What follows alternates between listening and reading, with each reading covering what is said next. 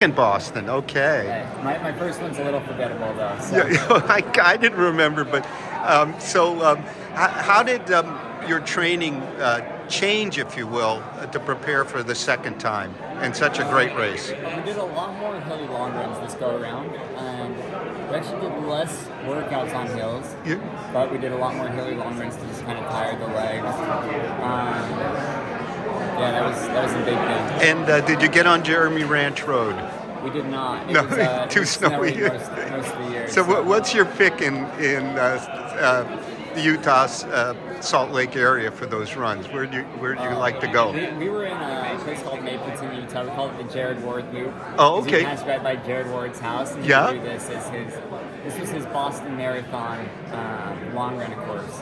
So And it was a cool. 5.8 mile loop, and you just run around, go up a canyon called Bobble Creek Canyon. Yeah. You go right to the mouth of it, and then you take a right, you go down a very steep hill, and then you go right up another steep hill.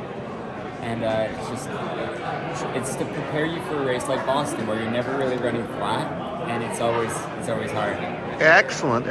And so what are your next plans? I don't know yet. I want to do a fall marathon. Okay. Letting my agent and my coach figure that out. Yeah. I'd love to jump on the track, do some things, but it's we'll see.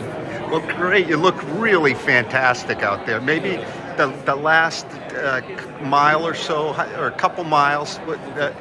How did they really pick up the pace, or what happened? I mean, no, they kept.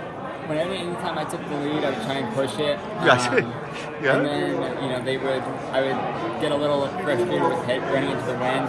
There's four of us. I'm like, I don't want to run into the wind. And then when I would push it, we kind of dropped Mukhtar a little bit. So I was happy about that. And then I would be like, no, I don't want to run into the wind. So I'd get behind the two guys and